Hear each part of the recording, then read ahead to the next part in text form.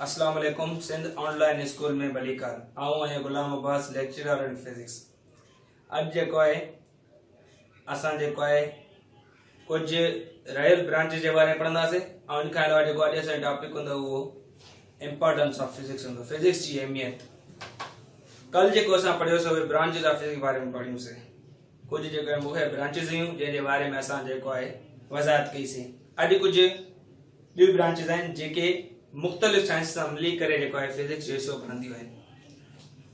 हाणे जेको आहे हिन मां जेको आहे कुझु ब्रांचेस असां मेंशन कयूं आहिनि: atomic physics, nuclear physics, plasma physics, bio physics, astrophysics. हाणे अगरि असां एटॉमिक फिजिक्स जी ॻाल्हि कयूं त हिन खे असां चवंदा आहियूं एटमी physics.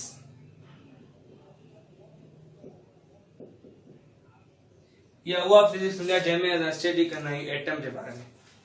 In this we study about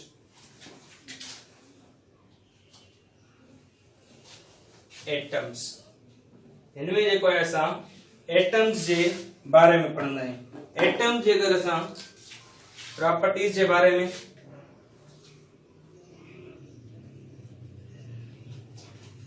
उनजी स्ट्रक्चर जे बारे में पढ़ूं, उन फिजिक्स खे असां चवंदा आहियूं एटॉमिक फिजिक्स।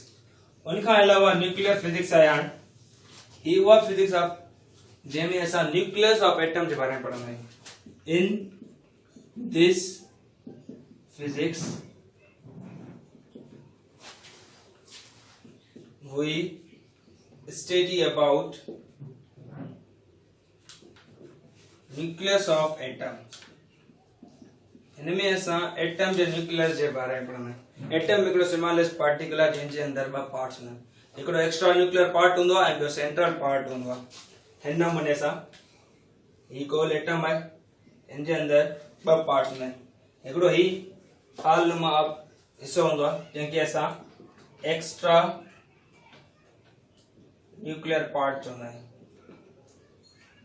ऐं ॿियो जेको आहे उहो ही न्यूक्लियर पार्ट हूंदो आहे। न्यूक्लियर पार्ट के अंदर वरी सब एटम पार्टिकल्स हूंदा आहिनि। प्रोटॉन, न्यूट्रॉन, मीज़ॉन, इलेक्ट्रॉन, क्वांट्स, ये सब डिफरेंट ये इनके अंदर मोर देन 100 पार्टिकल। बाकी ने एक्स्ट्रा न्यूक्लियर पार्ट के अंदर जेको आहे जो इलेक्ट्रॉन्स जेको आहे वो रिवॉल्व कंदो आहे। हाणे हिन एटॉमिक फिजिक्स न्यूक्लियर फिजिक्स में थोड़ो फर्क आहे त हिन सॼे एटम जे बारे में, स्ट्रक्चर जे बारे में पढ़ूं वो एटम, ऐं सेंट्रल पार्ट जे बारे में पढ़ूं न्यूक्लियर फिजिक्स। प्लाज्मा फिजिक्स या फिजिक्स जेकड़ी खास ब्रांच मां हिकड़ी खास मुख्य ब्रांच है जेका हाईली आयोनाइज्ड एटम जे बारे में असां खे ॿुधाईंदी आहे, ॼाण ॾींदी आहे। Study about highly ionised atoms. Highly ionised atoms एड़ा एटम जेके ज्यादा चार्ज थियल एटम हुजनि। जॾहिं असां ज्यादा चार्ज थियल एटम हुजनि उनजे बारे में अगरि पढ़ूं उनखे असां हाईली आयोनाइज्ड एटम। प्लाज्मा जेके स्ट्रक्चर्स हूंदा उहे जेली लाइक स्ट्रक्चर्स हूंदा आहिनि। हिनमें असां जेली लाइक स्ट्रक्चर्स जे बारे में पढ़ंदा आहियूं। इहे ब्रांचेस जे बारे में हुयूं। उनखां अलावा बायो फिजिक्स ही उहा ब्रांच आहे जंहिंमें असां फिजिक्स ऐं बायो खे रिलेट कंदा आहियूं। फिजिक्स ऐं बायोलॉजी जे अगरि असां ॻंढापे खे पढ़ूं उनखे असां चवंदा आहियूं बायो फिजिक्स। या इनमें असां physical methods, applications, principles, loss, biological structures लाइ यूज़ कयूं। हर उहा फिजिक्स जंहिंमें असां बायोलॉजिकल शयुनि जे लाइ मुतालो कयूं उनखे असां चवंदा आहियूं bio physics. In this we study about physical methods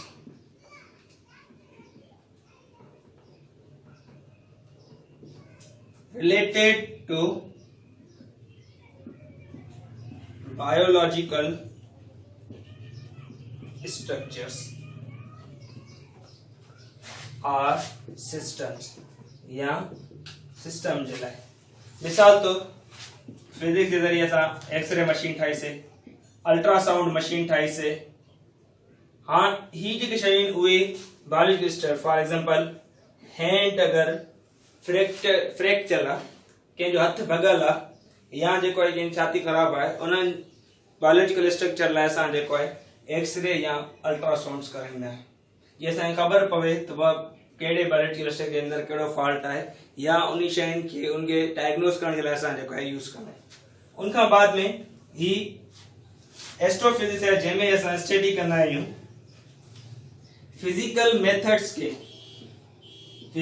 methods for astronomy लाइ फल्कियात लाइ अगरि असां फिजिक्स के यूज़ कयूं त उन फिजिक्स खे असां एस्ट्रोफिजिक्स चवंदा आहियूं, या फिजिक्स जी अहिड़ी ब्रांच जंहिंमें असां एस्ट्रोनॉमिकल ऑब्जेक्ट जे बारे में पढ़ूं, फल्कियाती शयुनि जे बारे में। फल्कियाती शयूं आसमानी शयूं जीअं आहिनि हेवनली बॉडीज, मून थी वियो, स्टार्स थी विया, उनखां प्लैनेट्स थी विया, एस्टेरॉइड्स थी विया, मेटेरॉइड्स थी विया, इन्हनि जे बारे में अगरि फिजिक्स जे मेथड्स खे एप्लीकेशन औज़ार यूज़ कयूं असां एस्ट्रोफिजिक्स चवंदा आहियूं। हाणे ही ब्रांचेस हुयूं जेके मैटर जी किताब में मुख्य तौर जेका ॾिनल आहिनि। उनखां अलावा हाणे जेको असांजो टॉपिक आहे उहो आहे फिजिक्स जी अहमियत। हाणे असां पढ़ंदासीं इम्पोर्टेंस ऑफ फिजिक्स जे बारे में, फिजिक्स जी अहमियत। हाणे फिजिक्स जी अहमियत जे बारे में असां पहिरीं ॻाल्हि कयूं था त फिजिक्स असां छा लाइ पढ़ूं था, त हुनजो असांजी ज़िंदगी जे अंदरि कहिड़ो असरु रसूख़ आहे। असां पंहिंजी रोज़मर्रा जी ज़िंदगी में काफ़ी अहिड़ी शयूं आहिनि जेके फिजिक्स सां वास्तो रखनि थियूं। मिसाल तौर बिजली जो पको, बिजलीअ जो बल्ब, उनखां मशीन, मेवे मां रस कढण वारी, एयर कंडीशन, रेडियो, टीवी, ये मुख़्तलिफ़ शयूं जेके आहिनि इहे बिजली ते हलंदड़ शयूं आहिनि। उनखां अलावा कुझु अहिड़ियूं शयूं आहिनि जेके असां पंहिंजी लाइफ में या त सीधे वास्ते सां यूज़ कयूं था या त कंहिं तरीक़े सां कंहिंजे ज़रिए असां जेको आहे यूज़ था कयूं। हाणे उन फिजिक्स जी इम्पोर्टेंस असांखे इन मां बि ख़बर पवे थी त न्यूक्लियर जे ज़रिए असां जेका न्यूक्लियर पावर्स ठाहियासीं, न्यूक्लियर बम ठाहियासीं, जंहिंमां पाकिस्तान जेका न्यूक्लियर पावर आहे, मुख़्तलिफ़ मुल्क जेके आहिनि उन पावर्स में अचनि। न्यूक्लियर फ्री जे ज़रिए जेको आहे मुख़्तलिफ़ जेको आहे न मुल्क जेको आहे न्यूक्लियर पावर बणिया, ताक़तूं बणियूं, ठीकु आहे। अहिड़े नमूने सां पाकिस्तान बि जेको उन्हनि मां हिकिड़ो आहे जंहिं ॿिया मुल्क जेको आहे न्यूक्लियर पावर्स आहिनि।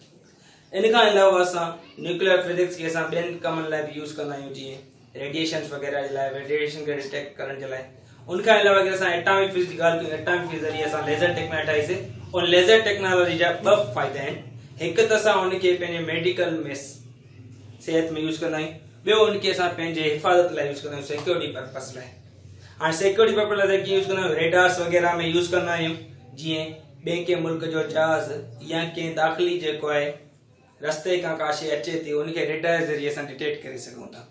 इनखां अलावा असां जेको आहे इनखे मेडिकल वर्क में यूज़ कंदा आहियूं, जीअं पत्थर जी ऑपरेशन थींदी आहे, पथरी जेको आहे टोड़ण जे लाइ जेको आहे स्टोन ब्रेक ऑपरेशन थींदियूं आहिनि, उनमें असां लेज़र टेक्नोलॉजी यूज़ कंदा आहियूं। इनखां अलावा काफ़ी सारी ॿियूं बि जेके इजादूं आहिनि जेके असांखे इहा वाज़े ॿुधाइनि थियूं त असांजी लाइफ जे अंदरि, असांजी रोज़मर्रा जी ज़िंदगी जे अंदरि जेको आहे फिजिक्स जी हिकु वॾो अहम किरदारु जेको आहे अपनायो वञे थो। ऐं इन खां अलावा फिजिक्स जेको आहे असांखे न बल्कि सहूलियत मुहैया करे थो, लेकिन उन सां गॾोगॾु हू असांजी ज़िंदगी जो जेको आहे मयार बि बहितर बणाइण में असांजो हिसो बणिजे थी। हाणे असां इनखे अगरि लिखूं वर्डिंग में डिस्क्राइब कयूं, physics plays a vital role in our daily life। ये असांजी ज़िंदगी जे अंदरि जेको आहे रोज़मर्रा जी ज़िंदगी जे अंदरि जेको आहे हिकिड़ो अहम जेको आहे किरदार अपनाए थी। Without physics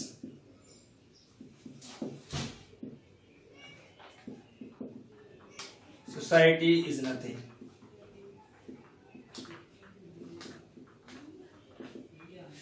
and vice versa। There are so many inventions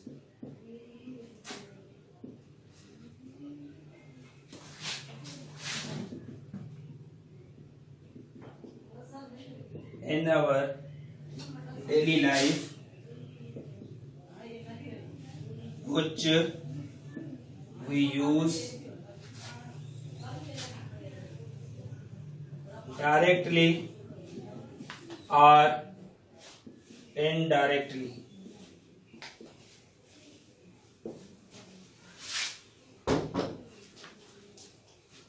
Physics not only provide luxury or comfort but also raise standard of life. हाणे असां ज़िंदगी जे अंदर जेको स्टैंडर्ड ऑफ लाइफ कीअं जेको आहे मुहैया थी करे असांजे जेको आहे मेयारी कीअं बहितर बणाए थी. फॉर एग्जांपल कोई अगरि ज़्यादा टेक्नोलॉजी यूज़ कंदा असां चवंदा त ही मोर जेको आहे टेक्नोलॉजी जी तरफ़ जेको आहे वधंदड़ इंसान आहे. इन जे करे जेको आहे जीअं अमेरिका ॾे असां चवंदा चंड ते वञी पहुता आहिनि अमेरिका वारा, या असां सिंधीअ में चवंदा हुआ इंसान चंड ते वञी पहुता उहो छाजे करे वञी पहुतो आहे. इन साइंस ऐं फिजिक्स जी बदौलती जेको आहे इंसान जेको आहे ज़मीन खां जेको आहे चंड ताईं पहुतो आहे. अहिड़े नमूने सां फिजिक्स जूं हर हिकु ब्रांच जेके बि असां पढ़ियूंसीं उन्हनि जो असांजी डेली लाइफ जे अंदरि डायरेक्ट या इनडायरेक्ट वास्तो पवे थो. असांखे कंहिं फोटो कॉपी ज़रूरत पवंदी असां फोटो कॉपीअर मशीन यूज़ कंदासीं. असांखे का शइ प्रिंट करणी हूंदी असां प्रिंटर यूज़ कंदासीं, कंप्यूटर यूज़ कयूं था, मोबाइल यूज़ कयूं था, रेडियो यूज़ कयूं था, टेलीकम्युनिकेशन डिवाइसिस यूज़ कयूं था. इहे सभु जेके बि इजादूं आहिनि उहे असांजी फिजिक्स सां वाबस्तगी रखनि थियूं. ही हुई इम्पोर्टेंस ऑफ फिजिक्स जंहिंमें असां फिजिक्स जी अहमियत जे बारे में पढ़ियोसीं ऐं असांजी डेली लाइफ जे अंदरि कीअं फिजिक्स जेको आहे यूज़ थिए थी. ऐं ॿिए लेक्चर में असां जेको आहे एरर्स ग़लतियुनि जे बारे में पढ़ंदासीं ऐं उन्हनि जी दुरुस्तगी जे बारे में पढ़ंदासीं. अल्लाह हाफ़िज़.